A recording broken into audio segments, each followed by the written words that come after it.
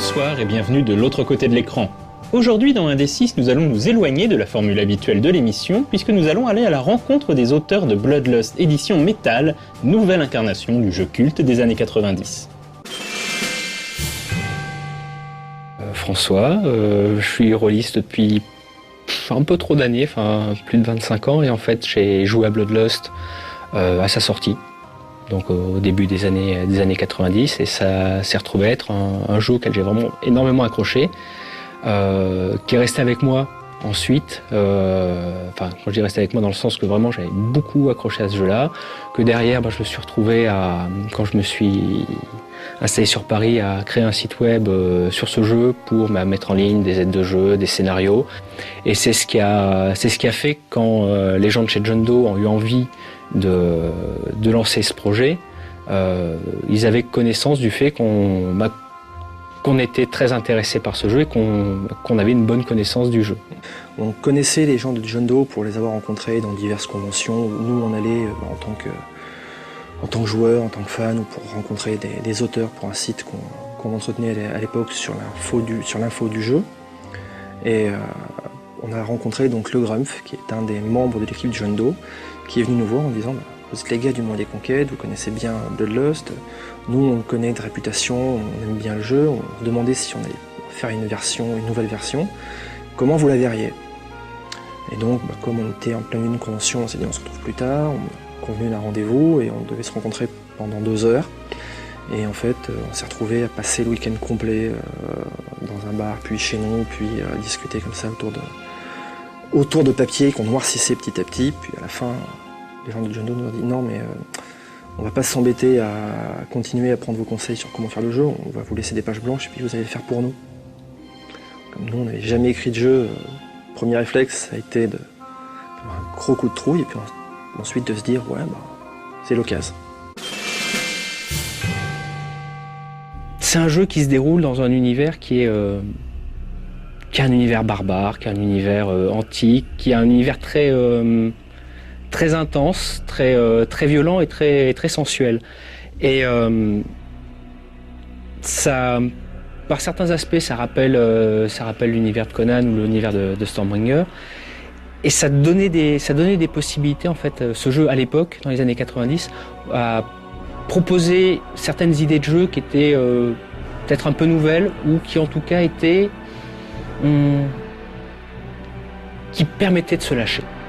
Dans Bloodlust, on joue un porteur d'armes, c'est-à-dire un mec qui a une arme avec un dieu dedans, ce dieu lui parle, ce dieu lui confère des pouvoirs extraordinaires. Et en échange, ce dieu, tout ce qu'il attend, c'est que le gars, finalement, fasse ce que le dieu veut, vive une vie intéressante. Cela joue Kurgan plus qu'autre chose, c'est-à-dire vivre vite, intensément, pas forcément longtemps, mais en tout cas vivre vraiment des choses intenses. Et c'était un jeu donc où finalement les gens se retrouvaient à pouvoir suivre leurs envies. Ça avait le fond, la saveur des univers de Siro, c'était rédigé par Krog, Géoran, Stéphane Burat, toute la bande, qui avait une plume qui à l'époque ralliait vraiment tout le monde autour d'eux. Et tout le monde s'est jeté sur ce jeu parce que c'était fun. Sur la participation de l'ancienne équipe à ce qui se passe aujourd'hui, c'est surtout notre éditeur qui s'en occupait. Nous, la chose qu'on voulait, c'est avoir l'aval de Siro, Asmodée, enfin ce qu'ils sont devenus, pour dire ok, vous avez les droits, faites ce que vous voulez, amusez-vous. Croc, qui avait déjà entendu parler 10 ou 15 fois de projets de reprise de Bloodlust, a dit ouais, ça m'intéresse moyennement, qu'est-ce que vous voulez en faire? On lui a fait une présentation du jeu tel qu'on voulait le faire, avec ce qu'on voulait modifier, parce que c'est pas une deuxième édition, c'est véritablement un remake. Il a lu, il a dit ça m'amuse, je fais confiance à John Doe, j'aime bien vos jeux, allez-y. Au niveau de Bloodlust, on est parti sur l'idée de faire un remake et non pas simplement une deuxième édition pour 2 raisons. D'abord, une deuxième édition, ça ne nous intéressait pas parce que ça nous empêchait de...